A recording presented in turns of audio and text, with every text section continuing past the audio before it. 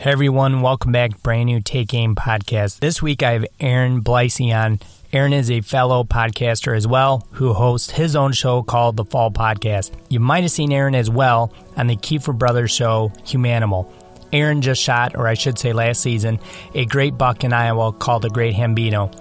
This podcast, we cover everything that went down in that hunt, from all the encounters with big bucks that Arron hunted all week, to making critical decisions on when to move, when not to move, and so on. And being a fellow Michiganders, we talk about some origin stuff hunting-wise and what it meant to go out to Iowa and chase some of the Iowa giants out there. But it's a great podcast. Thanks to Arron. Make sure you check this out on YouTube, and hopefully you guys enjoy. We'll see you next week.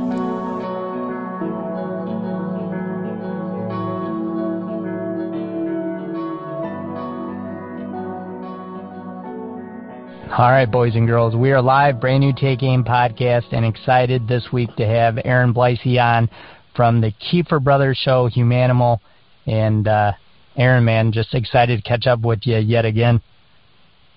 Yeah, I'm excited as well. Thank you for having me on.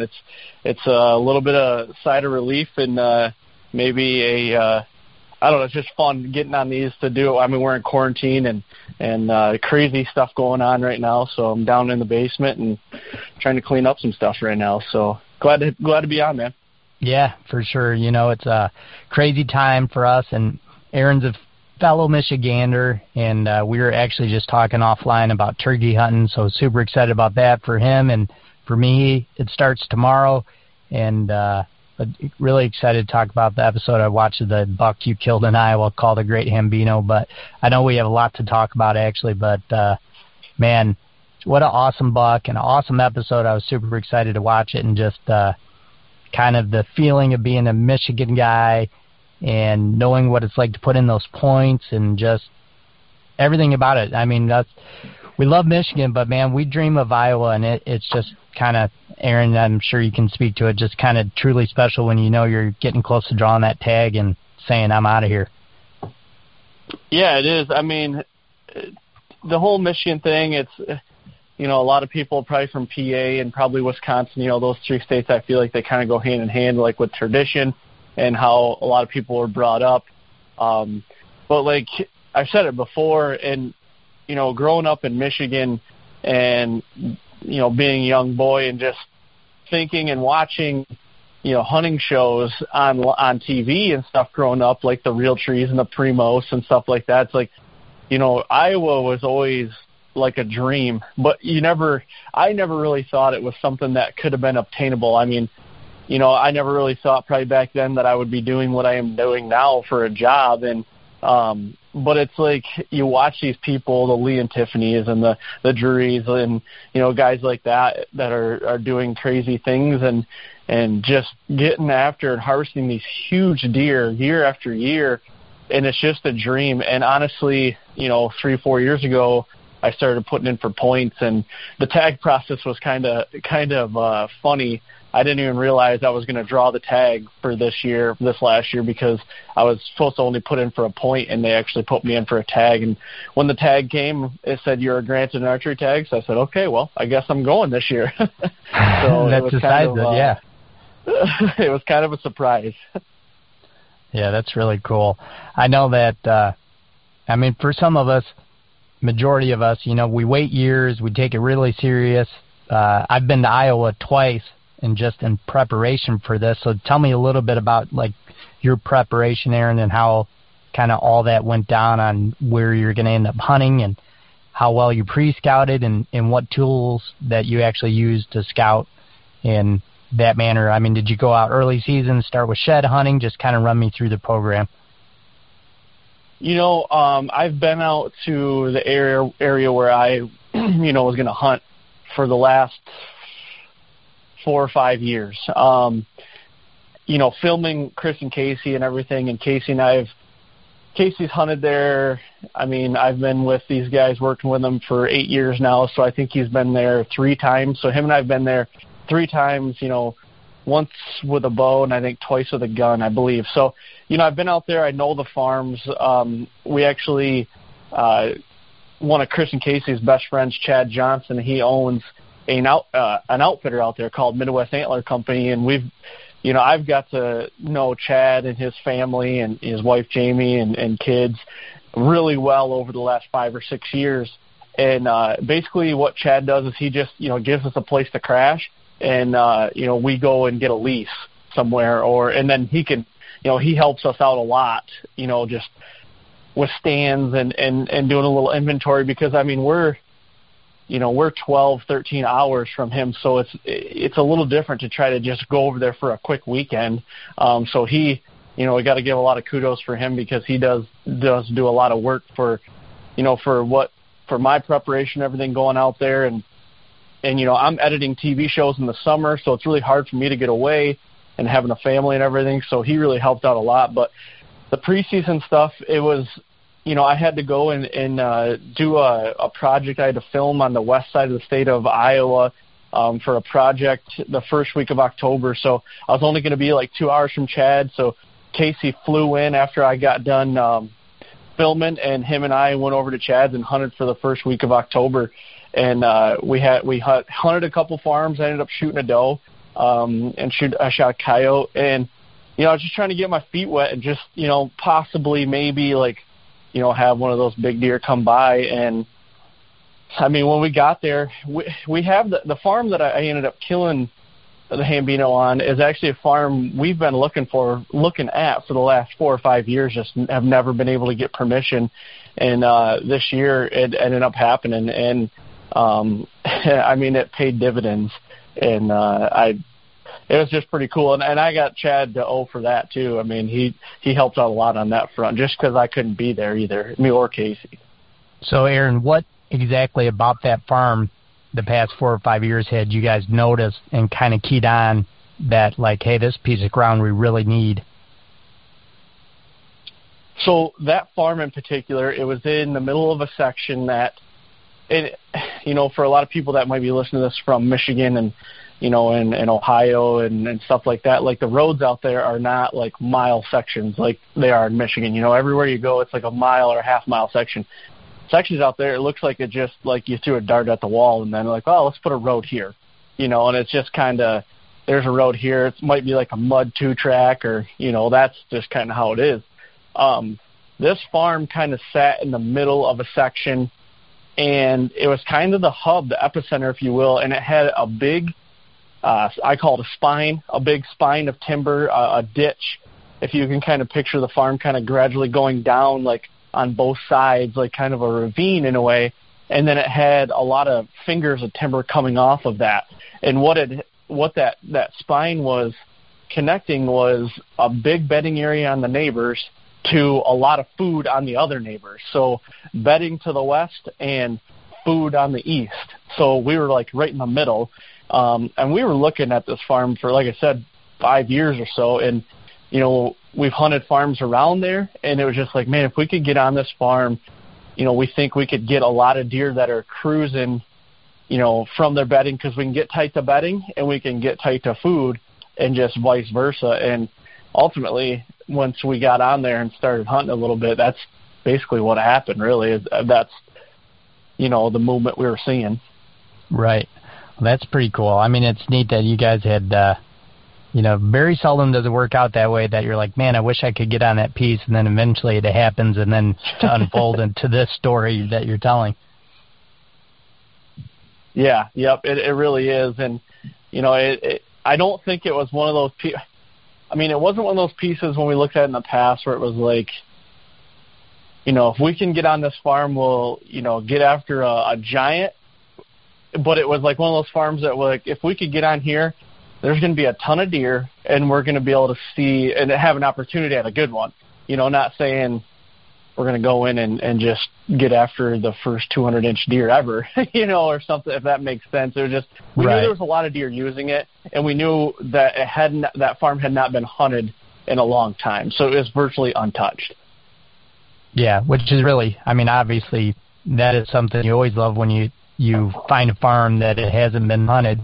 And because the pressure is going to be low, obviously, but it also sounds like, from what you're describing of that piece, it sounds like it was kind of just the intersection, or a hub, so to speak, of others existing properties around it. Exactly. Yep. There was some food on it, not a ton. And that was kind of how we got into the farm is the farmer that rents the farming rights to it hasn't been able to harvest crops off of that farm for 2 or 3 years because the deer just decimate it. He's got beans on there and they wouldn't get over 5 inches. And it's the deer density on this farm is just ridiculous. So that was kind of how we were ultimately ended up to be able to land it, is to be able to take some deer off of it and just so that farmer could turn a crop on it. And I mean, we helped him out and he helped us out, and it was great. Yeah, that's awesome. Yeah, for sure. So kind of getting in the role of things, you're there, like you said, October, you get your first hunt in, you end up shooting a doe, and what happens from there? So I didn't know when I was going to be able to come back. Casey and I both had Kansas tags. I had to film him, and then he was going to film me. My priority is I wanted Casey to kill in Kansas before we did anything. We've had a rough go at it in Kansas the last 4 years. Haven't been able to, we've been on deer, or for one thing or another, something happened, and, malfunction of the equipment, or just deer aren't cooperating. I mean, just hunting, and we just had a rough go at it. So I really wanted to get on a deer with him early, and then we could focus on Iowa for the rest of the rut, hopefully. Well, when we came home after that first hunt in Iowa, and I was hunting here in Michigan, hunting a pretty good deer here in Michigan, and I was just a step behind him and ended up having to leave, and I just kind of ran out of time with him. We ended up leaving, I want to say we went down there mid-October. I can't remember the day. It was mid-October. I want to say it was 14, 15, and hunted for a good 6 days in Kansas. Casey ended up shooting a doe. It was really hot. We ended up just saying, well, let's leave. I think we left around the 20th or 21st of October and came home, and we were only home for 3 or 4 days because we knew that week leading up to November was going to be a good one, we thought, and went back down to Kansas, turned around, went back down there, and started hunting. And the weather cooperated a little bit every so often, but just the big deer were not on their feet. I mean, what I mean by big deer is there was no 4-year-olds. We had encounters with a couple good 3-year-olds that we really wanted to see get through to another year. I ended up getting poison oak really bad. We hung a stand and I got poison oak all over me. I had to get some shots, steroid shots.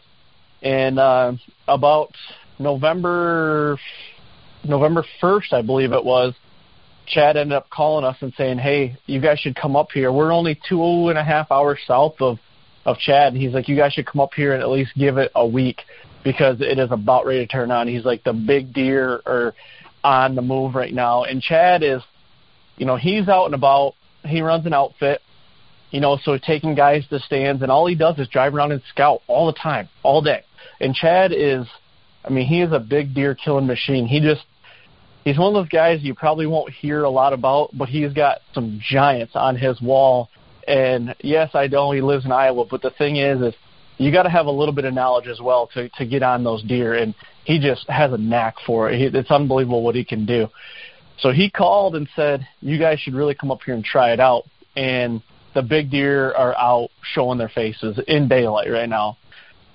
So Casey and I sat down. I think it was over dinner one night, just him and I sitting there, and we're like, what do you think? And I said, well, I'd like to go up there, but it's ultimately, what do you want to do? And he goes, I say we go up there. Let's give it 4, 5, 6 days and just see what happens. He's like, if it's what Chad says it is, we should be able to kill in a couple days. So that's what we did. We packed the truck right after we got done eating. It was late at night. We drove up there. I think we got up to Chad's at 3 o'clock in the morning on the November 2nd morning, so really early. Didn't end up hunting that morning, and obviously we got this property with no stands on it now because we literally got it a couple days before we went up there. No stands on it, no cameras, no nothing. There was nothing. We had no intel on this farm whatsoever. So the plan was from there was just to get on the maps and kind of go. We were going to drive around it look from a distance. We didn't really want to push in much. And my whole thing is I wanted to hang an observation stand, one that we could kill out of, one that we could see a lot and also kill out of. And we found the tree and went in that first night, November 2nd night, hung the stand and got right in it. And, I mean, I buckle up because it started really quickly, the deer movement, and some big deer came by. So, Aaron, when you guys, I know you said you wanted kind of that observation stand that potentially you could kill something. You guys were driving around. I mean, how did you end up in that tree? Was it just something where you guys could park and you're like, man, that looks like a spot where we can do both, or what was it based on? So a lot of it was based on entry and exit. We knew the entry and exit was going to be dynamite. We weren't going to bust hardly anything out. We were on the eastern border of the farm, and it was a fence row that divided us to the neighbors, and the neighbors had some food. So if you can kind of picture, there's a road on the south side of the farm and on the north side of the farm, so we could come in from either way. So if we had a lot of deer to our north at night, we could leave south, or vice versa, and that's kind of how we played it. And we never put one camera out. I didn't really want to put cameras out. I didn't really want to move. I didn't want to put my scent around. I just wanted to get in the stand, see what the movement was, and then move accordingly if we needed to. Literally that was the plan. But what kind of made this tree appealing other than the access was that it was on the highest part of the farm overlooking this big CRP draw. So we could see deer there were some spots we could see deer for 800 yards away.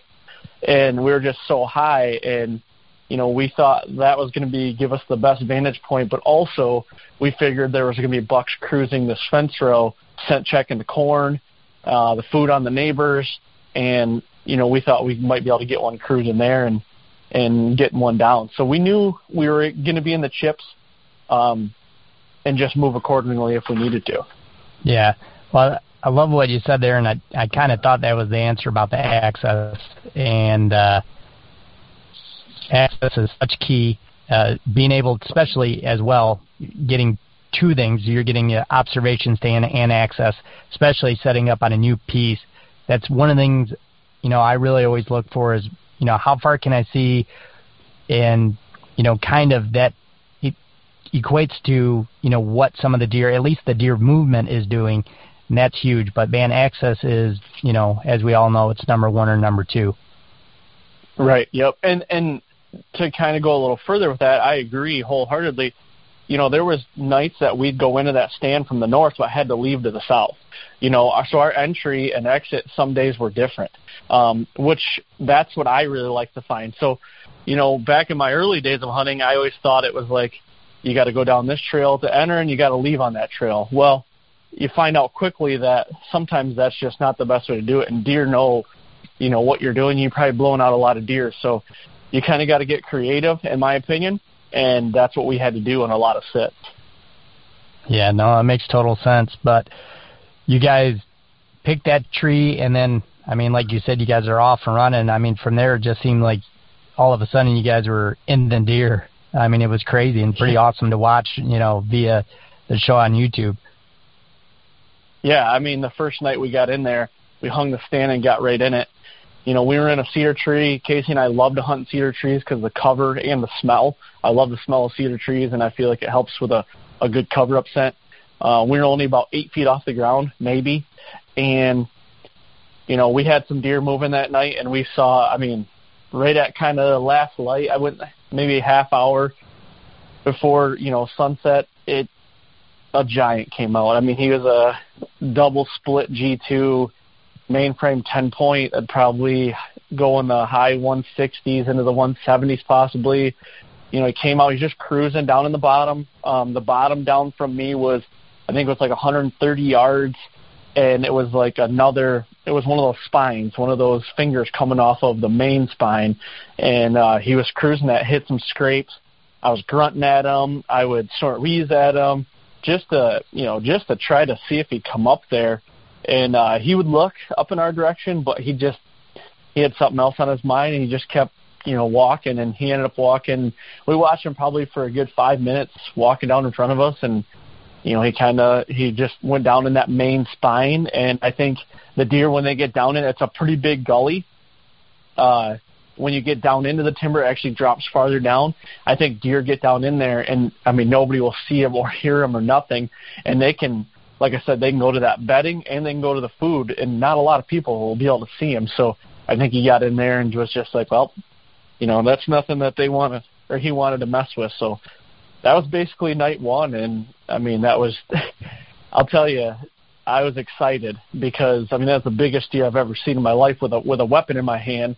And I knew in the next 7 days I was going to get an opportunity at a deer that I would never be able to have an opportunity at before. Yeah, for sure. When I saw that deer, and it's like you said, really the first big deer on the show, but man, that deer is so impressive that when you see it, you're just kind of like holy crap, you know what I mean? Like it's like you could almost see the story unfold before it was that deer right there just kind of told you, like, you guys were already in the right spot, and it was just mixing and matching where to go from there and on the right day. And it just seemed like I said, that deer kind of just told me, like, holy cow, this is going to be really neat for the next couple days. Yeah, and honestly, when you watch the video on YouTube, actually the first buck that you see before that deer, I forgot, there was a buck that was bedded. When we got in the stand, we hung the stand as this buck was bedded.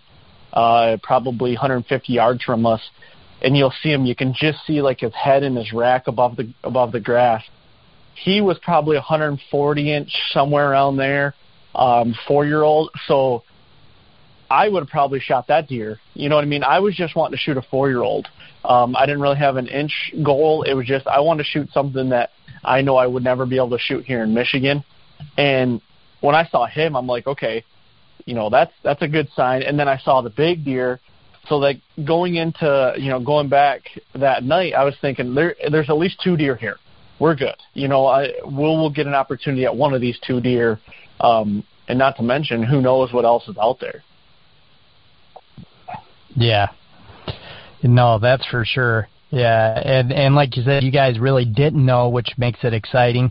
And, what makes it kind of telling too is that your buddy out there had told you, like, hey, it's going to kick on, and that just kind of tells you, like, the potential of another buck from a different area can move into at any time.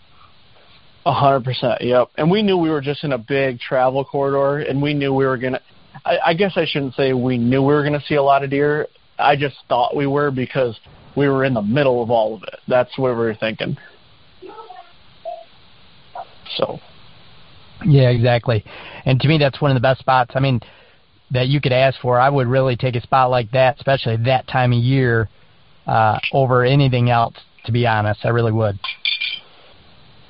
Yeah, I agree. Travel spots like that are unique, For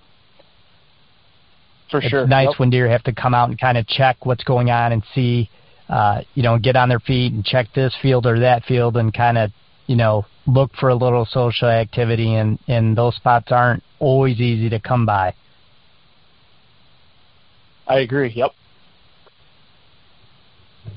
So from there, I know that, Aaron, you guys just, kept it rolling, man. You'd seen more and more big deer, it seemed like, every time, another deer walked by. Yeah, all the days kind of blend together now. It happened 5 or 6 months ago, but, it was every morning we would get in the stand, and before the sun was even up, that dark, like, kind of gray light where you could still see deer in the binoculars, but really hard to see, kind of, and really no camera light. We'd get up in the stand early. I'd pick the binoculars up, and there'd just be deer walking all over the CRP. Like, couldn't really tell what they were. They're just deer everywhere. And what I mean is, like, you could see, you'd turn to the north and you'd see a group of 6. You'd turn to the south and you'd see a group of 10. And then out in front of you, coming right at you, there's a group of 4. It's just crazy. And the next morning, actually, after the first night, we had that big, split G2 buck that we saw next morning from the previous first night when we saw the big deer, the, split G2 10-point. We got in the stand that next morning. There was deer all over, and little did we know, he ended up showing up behind us, came in from behind us, right downwind, never smelt us, got to like 10 or 15 yards.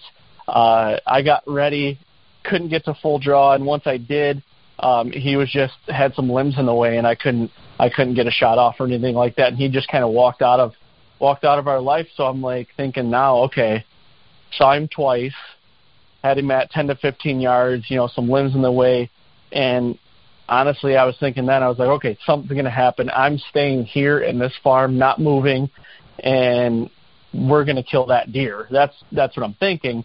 And there's deer all over, does, little bucks, and I saw a pile of, Pope and Young 120s, 125s, 130 deer, probably I would say a good dozen of them, different ones throughout the whole week. And, every sit was kind of a carbon copy of the previous. There was always a lot of deer, a lot of does, a lot of deer just moving. But within that, a different buck would show up every time, it seemed like. So, the next set we'd get in there and we had a big 8. I mean, a old deer, probably the older, I thought probably would have been the oldest deer that we would have seen. He was probably right around 140-inch 8, maybe, he'd be right there, but just a bruiser of a deer. We saw him a couple times with some does, and I was gonna wrap my tag around him. He was just a giant of a deer, big body. We ended up calling him Ted.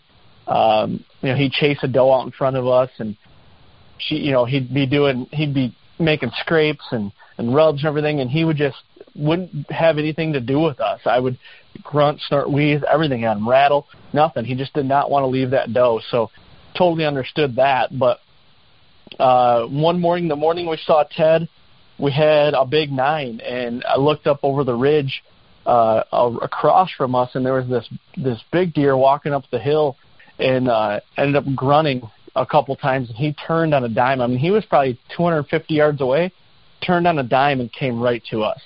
And he came to us on a steep quartering angle. I had to kind of get up. It was on my weak side of the tree. I'm a right-handed shooter, so if I was a lefty, it would have been perfect. But I had to stand up and go to full draw, and he caught me drawing a couple times.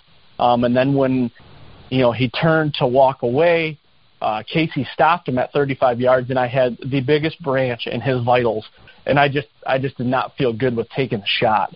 So, I mean, just about 2 or 3 days into it, I've had, 4 bucks that are meeting my criteria that I wanted to go after, in front of me, and I've had 2 of them within shooting range and not being able to get a shot off for one thing or another.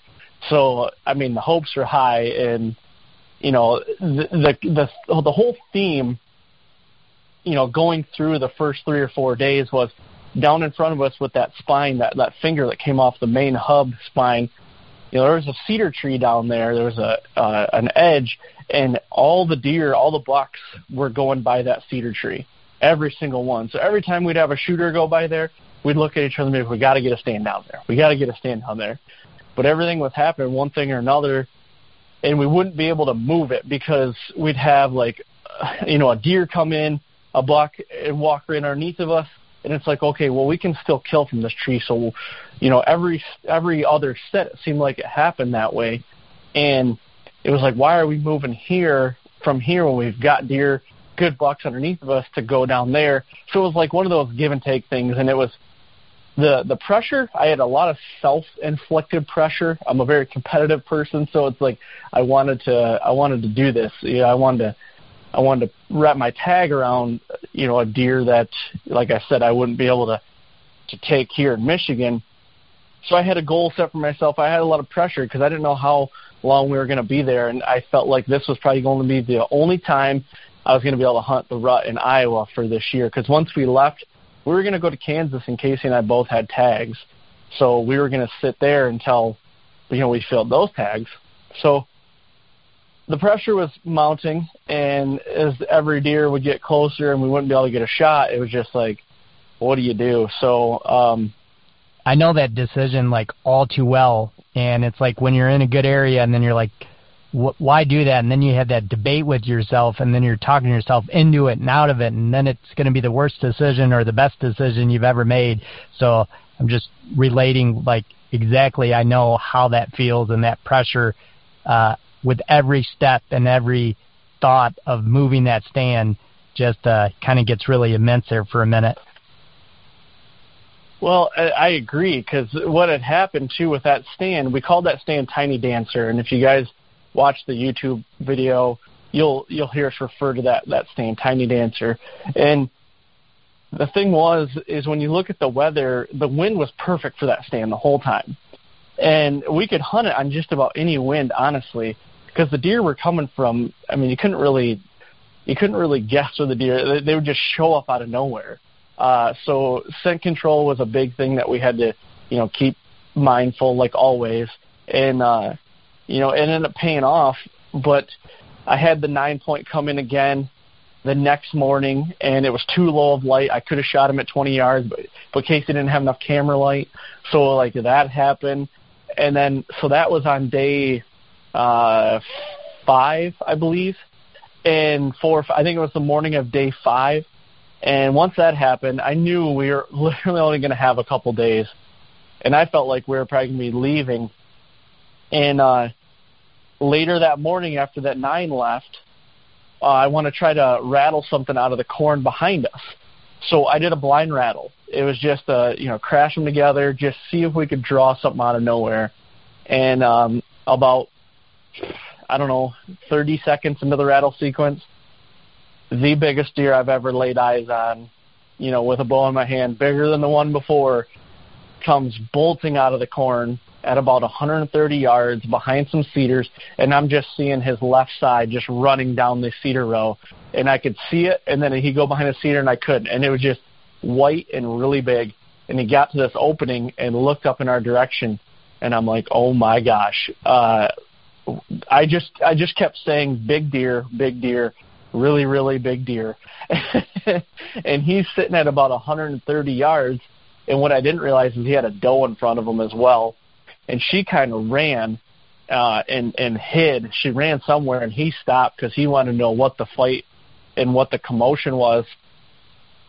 So after she was out of sight, I felt like, okay, this is something that we might be able to draw him up here. And wouldn't you know it, he would walk right to that cedar tree down in front of us where we kept saying, we need to get a stand. He walks right down to the base of it. He makes a scrape, snort wheezes at us. I would, grunted at him, and a snort wheezed at him, and he would just snort wheeze back and would not come up there. So then ultimately he ended up walking down in front of me and going down in that main spine to try to find her. And then when he left, I looked at Casey and I said, oh my Lanta, that is a giant deer. And we both said right then and there, we're getting down and we're moving that stand. That was the last straw. We're moving that stand down there, and we're going to hunt the rest of the day in that stand. So that was kind of how we come to find out about this deer that we call the Great Hambino. That's when he got his name, and we moved right down there right away and got right in the tree. So you guys, that was a morning sit, and you guys just basically, finished out your morning, or after you seen him and the deer kind of all got to bed, you guys decided to pull it down and you ran over there?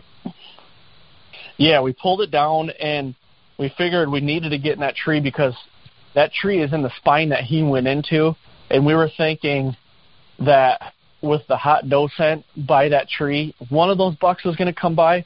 But I looked at Casey and I said, I mean, I'll shoot anything that comes around that, that was of my standards that I wanted. But I said, I want to kill that deer. Like, that deer, he's here. And what ended up happening, in hindsight, is when he showed up, he kicked all those other deer out of there. Like, we didn't have a lot of time, but we didn't see any more of those bucks. And it was like he kind of went in there and ruled that roost. But we, pulled the millenniums down, went down there, hung them, sat it. And honestly, the rest of that night was like the slowest sit we had. We only saw about 4 does, and it got really windy the rest of the day. So it was a long all-day sit.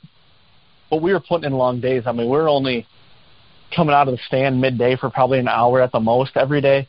So we were basically sitting all day.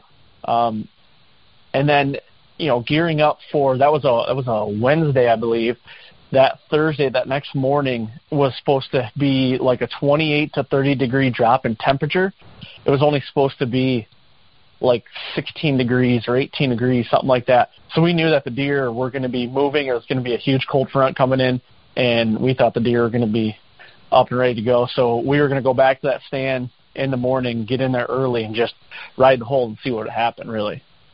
Yeah, heck yeah. You cannot beat that's what I call like a mega cold front. That's a huge drop. And like you said, that's just something you have to key in on when the time's right. And if that's happening the next morning, I mean, what is greater than that you guys just moved that stand? It was kind of quiet the night before, and now you get this huge drop in weather, man. It should be a good hunt. It really was. And honestly, the best way to describe it, to kind of paint a picture for everybody, it was a west wind. And the only kicker to it was I was facing east, so the wind was hitting me in the back.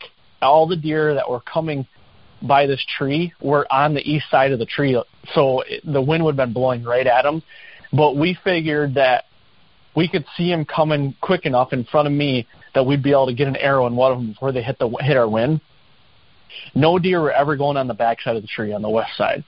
So we knew it was a gamble, but we had to try it. The best way I can describe the morning is cold as crap and frosty, and just you could see your breath. It was so cold, and you don't get a lot of those mornings.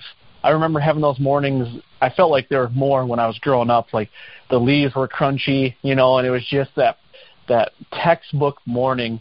And we got in the stand, and I'm jacked. Like I am ready to go. And the sun started coming up in front of me, and I can see the Tiny Dancer stand, the one that we've been sitting in the last 5 days, up in front of me.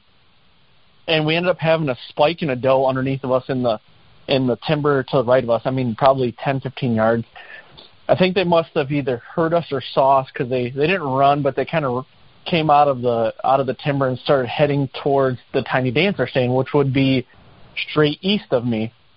And as they're going up the hill there, I kind of picked my binos up to look at them. Well, something caught the corner of my eye. I look up, and coming over the hill right underneath the Tiny Dancer stand is like 8 does. And I'm like, please don't be up there, thinking like that buck, the Hambino, please do not be up there, please. Because these does are literally right underneath the tree, like 10 yards underneath the tree. And wouldn't you know it, he pops up right over after those 8 does. So it was 8 does, him, and another like Pope and Young 8-pointer. And they're right underneath the tree we've been in for 5 days. And I'm like, and, you hear a lot of guys say it, you zig, they zag, and we sat there all week, and then they show up there, and it's like, I was so upset at the moment, but I'm like, okay, come back to reality. He's in front of me, kind of coming my way. So I'm like, this could still happen, because every time we had deer come under us on the Tiny Dancer stand, they would come down to this tree, which we called the hot corner. They would come down, and they would hit the scrape right underneath of me. So I'm like, maybe these does will come down here. And in my opinion, deer like structure too. So like they're out in the middle of a CRP field. I feel like they're going to go to the first structure, whether it's a big oak tree in the middle of a field. It's just deer gravitate to those places, and that's where we were. We were the first piece of structure from them. So I felt like they were going to come right down to us. They came to 80 yards. I mean, unbelievable footage. He's dogging these does around, lip curling, snort wheezing, growling, grunting. Unbelievable footage. There's so much frost on his back, and you can see his breath coming out, and it was unbelievable. He ended up coming to 80 yards, and then they bolted to the north of us, which would have been to the left of me, and went down in another ditch. Well, once they did that, all the deer, they left. We never saw any more deer that morning, and it was so cold. And I don't get cold very often, but my feet were so cold, and Casey was losing batteries. It seemed like every 10, 20 minutes because it was so cold. So we decided to get down for only an hour, go back. I had extra batteries at the house, get some batteries, get a quick bite to eat, and we were getting back in and staying the rest of the day. And that's what we did. We left everything in the tree. We actually had to take a different exit route than we came in, because he went to where we entered from the stand. And there's a pond where he went, and there's cedars around the pond, and the pond's kind of raised up, and there's thick cedars and thick CRP cover around the pond. So we thought, we even had the conversation in the tree, we thought he took that doe to that pond dam, and they're bedded in there. We had to believe that, because we had to believe that just to keep ourselves on point, just so we were, dotting our T's and crossing our I's and stuff like that. I don't even sound right. Dotting our T's, crossing our I's. I think that's how it goes. That's right. But we just had to have that mindset, so we didn't spook them out of there, basically. Yeah, just to keep your due diligence going, and be proactive on the approach. Yeah, so that's what we did. I mean, we looped way around, left everything in the tree, went back, came back in the tree. We got in the tree at 12 or 12:30, I think it was, and we were sitting there the rest of the day. And it was really cold. I think it was like 28 degrees, but it was like a warm 28, if that makes sense. Like the sun was shining real good, but it felt warmer than what it really was. And I remember sitting there, and when we moved down to this stand, our visuals went to virtually nothing. We were high. We were at the highest point of the farm. Now we're at the lowest part of the farm. So it's like you really got to have deer kind of on top of you before you see them. And we're sitting there, and about an hour into the sit, Casey had two does that went on the west side of the tree. So we never had any deer going on the west of the tree. They came from the north, from that pond, and came on the west side of the tree, right underneath of us. And what we had done, because we were in a cedar, we had to carve the cedar out just to get the stands up there. We had took paracord and actually hung cedars behind us just to break up our outline.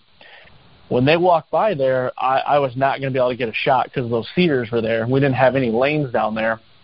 And that's one thing Casey and it kind of cost us a little bit earlier in the trip, but we don't like to cut a lot of trees when we're putting stands up, especially during season, because just the less scent, the better, that we like to think.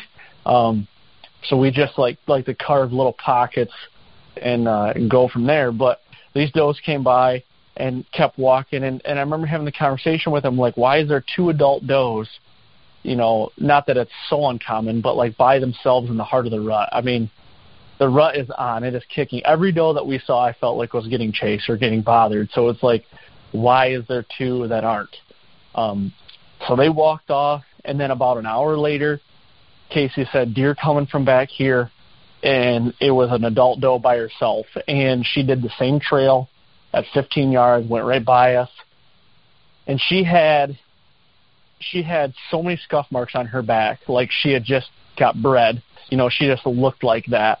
And right when she walked by, Casey goes, that's his doe.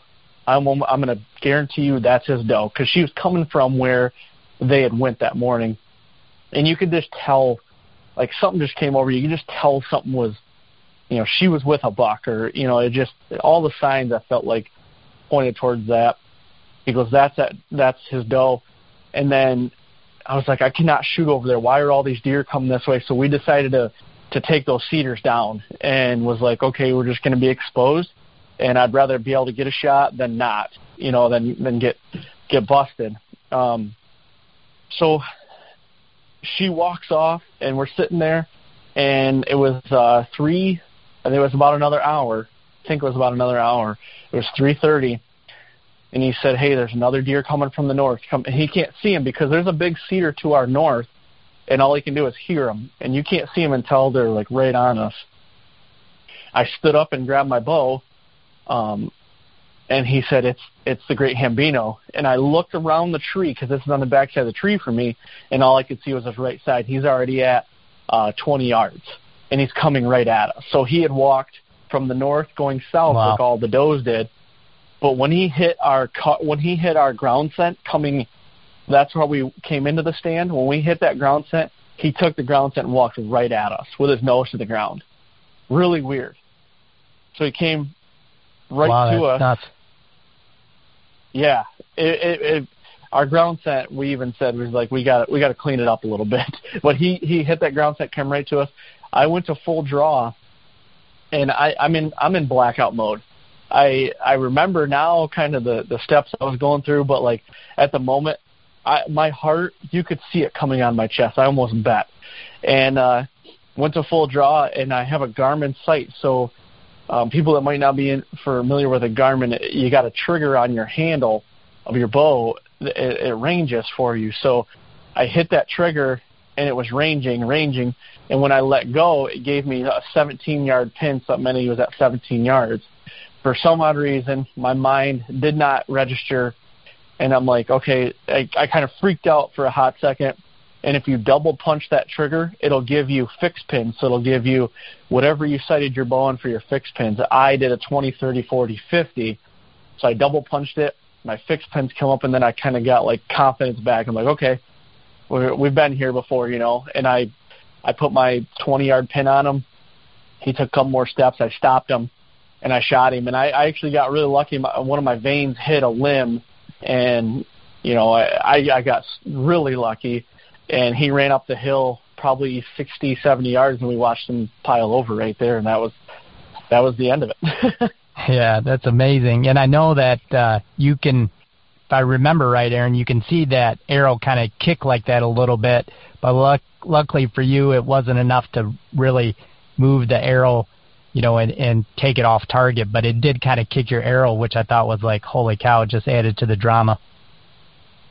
It did, yeah. It did kick it a little bit, and honestly, I had about a little bit bigger than a basketball-sized hole there because, like I said, we didn't cut a lane through there. We didn't expect deer to come through there, but that was the last hole I had, and it was through a hedge apple tree, and where I ended up hitting him was actually that's where I remember aiming. I don't really remember, you know, the arrow really kicking and going off course too much. I think it was literally just a nick. And, you know, I hit him, and it is a little high on that side, but he was so close. I think he was at like 15 yards when I ended up killing him or shooting point of impact.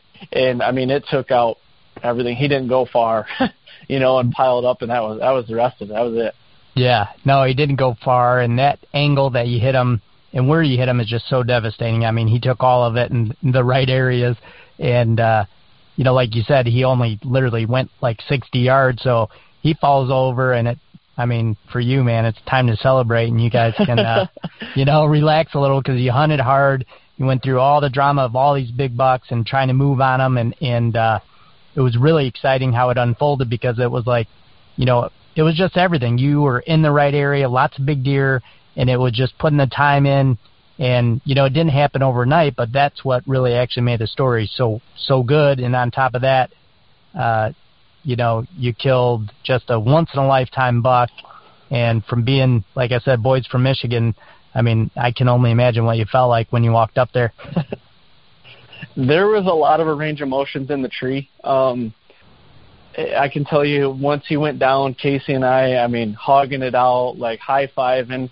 You know, Casey and I've filmed him for 8 years now, and him and I have been attached at the hip every fall for, you know, 8 or 9 years, and he's been fortunate enough. I've been fortunate enough to film him kill a 208-inch mule deer, 183-inch whitetail, 175-inch whitetail, and a plethora of other whitetails. And then he was able to, you know, film me shoot this one, and so it's just him and I have made a lot of memories over the years, you know, being able to do that, and it was just like, you know, the thought or the emotions in the tree was just, for me, it was pressure's off now. Like I obtained my goal. Like I am done. The monkey is off my back, and that's just me, you know, with a competitive edge. And I always tell my wife, she always says, "Why are you so competitive all the time?" And I said, well, it's something that is instilled in me, and you can't turn competitiveness off, in my opinion. You know, it's, as I'm getting older, I'm not getting as competitive, but it's just, you know, if I go skip rocks, I want to get more skips than you, you know, and it's not that bad anymore, but it's just, that's the way I'm wired. And I feel like if you don't have a little bit of that, then why are you doing this? Because it's to stay competitive and push yourself and have goals and try to obtain those goals. Then why are you doing it? That's kind of my take on it. But I called my wife right away, and she's like, "Why are you calling me at 3:30?" And obviously she knew we were chasing the deer. Only a few people knew we were chasing that deer, and she ended up started crying, which in turn made me cry, which in turn made Casey cry. So we're crying in the tree. I mean, it was just a fiasco of things, and she was super happy for me. She, knows how much time I put into hunting in general, and she was just felt like she was there with me. So it was pretty cool as well. Yeah, that's cool. No, very awesome range of emotion, and I probably could say with 90% that guys from Iowa probably wouldn't cry, because that's kind of like odds are in a few years they could shoot one like that. And for us, it's more of like a lifetime achievement award, if that makes sense. And I totally get all the emotion, and really glad that you guys actually had that kind of emotion, because it just is, it's real, and really awesome. And I'm super happy for you, and it's such a great buck and such a great story. Aaron, let everybody know kind of like where they can find it. I know it's on YouTube, but kind of give everybody the rundown on where to look for this stuff for you and this great buck. Yeah, so there's a couple places if you want to hear the story, a little behind the scenes. A couple days after we killed him, Casey and I did a podcast on my podcast called The Fall Podcast. So anywhere you download a podcast, you can go and listen to that. I think it's episode 88, I think.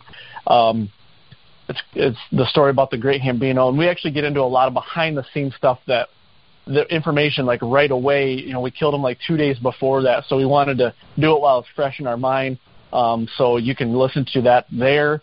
Also, go to YouTube and type in either the Kiefer Brothers or the Great Hambino or even my name, and it'll come up. It'll take you to the Kiefer Brothers _Humanimal YouTube channel, and it'll take you to the – sorry, I had someone calling me. If you go to the Kiefer Brothers _Humanimal YouTube channel or type in my name or the Great Hambino, it'll take you to our Humanimal YouTube channel. Subscribe there if you guys would, appreciate it. And then it's right on our playlist called the 19 series, Find the Great Hambino, and it's like 27 minutes long, but there's so many big deer in it and so many jam-packed like range of emotions and everything. You can see the whole thing unfold right there. So yeah, that's basically where you can find it.